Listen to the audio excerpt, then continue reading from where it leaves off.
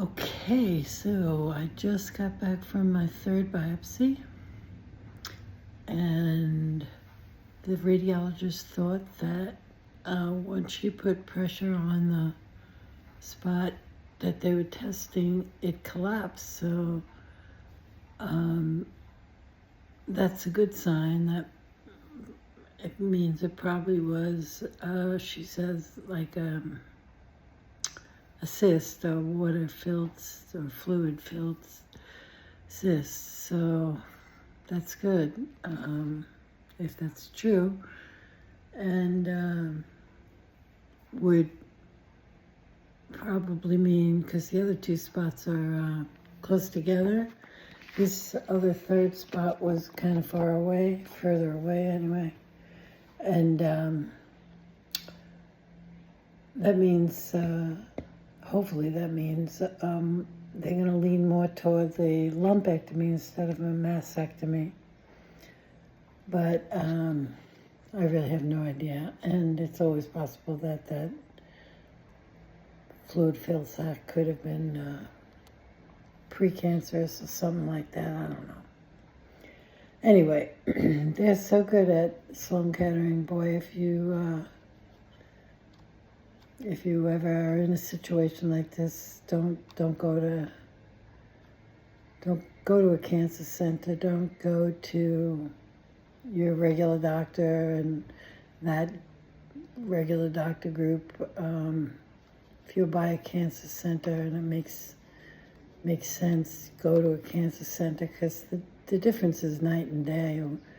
God, even I went to a regular place for the mammography, and before I knew I had breast cancer, just regular screening, and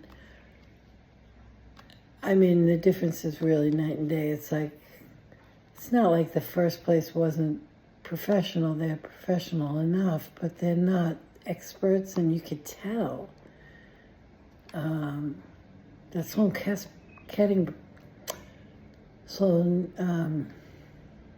Kettering, they're really experts. Everybody's a real expert, from the lowliest person to the highest person.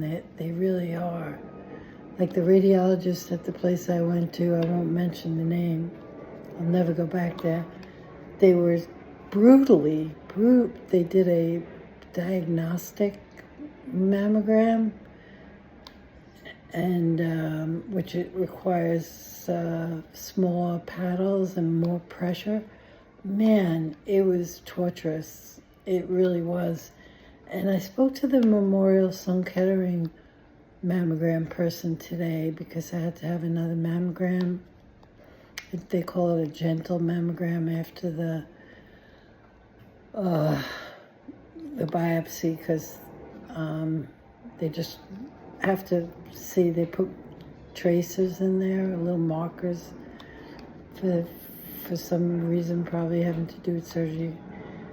But anyway, I asked her, I said, I went through this absolutely brutal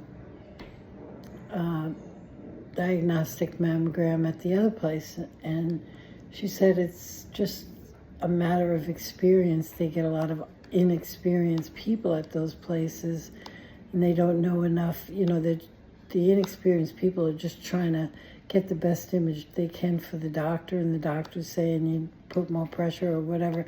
But there's a point at which you can't apply any more pressure, and that point would be shown to you by the amount of screaming the person is doing.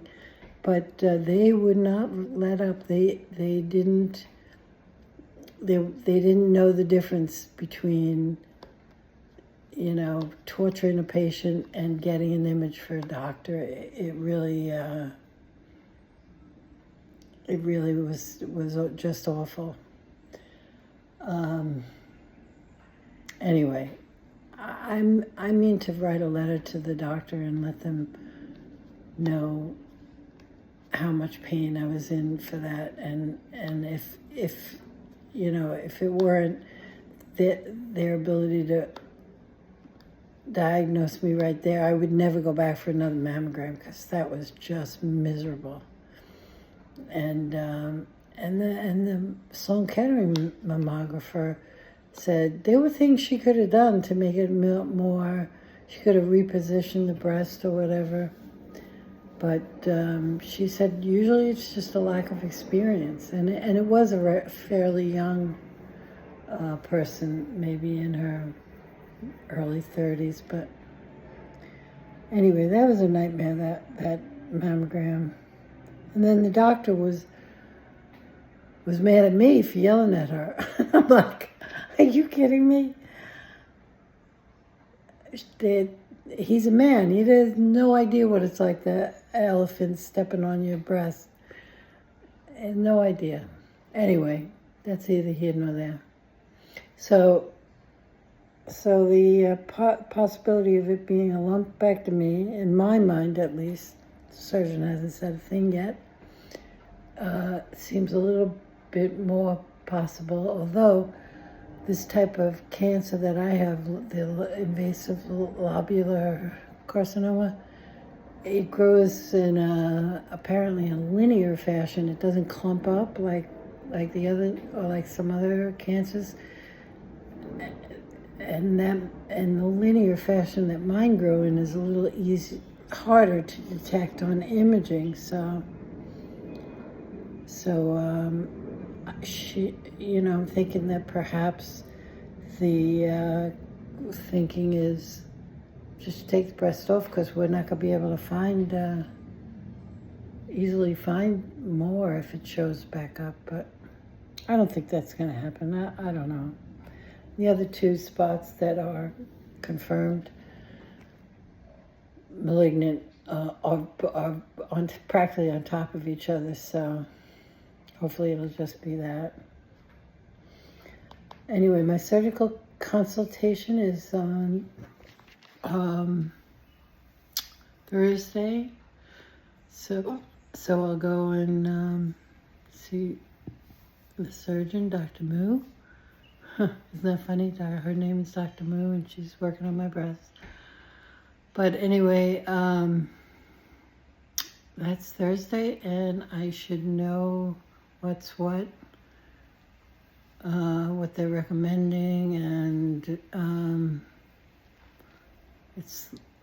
if it is lumpectomy, it's likely followed up by radiation and then hormone therapy, because my tumor is also very receptive to hormones. So it's positive for estrogen, positive for whatever the other one is. But it's HR2 negative, or whatever it is, negative. So that's also good. I think that means it doesn't grow as quickly, but I could be wrong. So, two things. I will never go anywhere else, even for screening mammograms. I will go to Sloan Kettering, and they also screen my lungs, because I'm an ex-smoker. I haven't smoked in a long time, but still they recommend you get these CT scans of your lungs. So I'm going to go there from here on in. And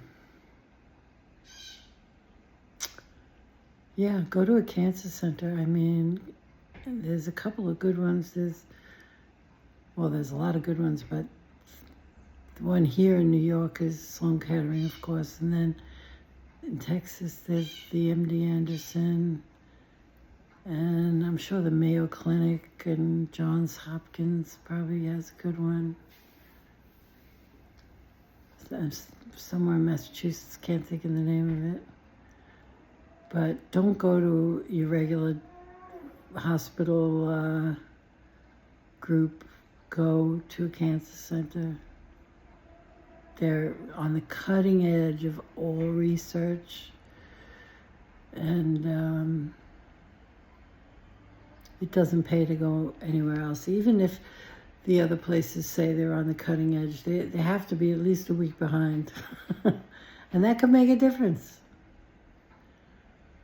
Because because by the time they find something out and then they have to write it all down and have proofread or peer reviewed or whatever the heck they do after they want to disseminate new information, it's time. So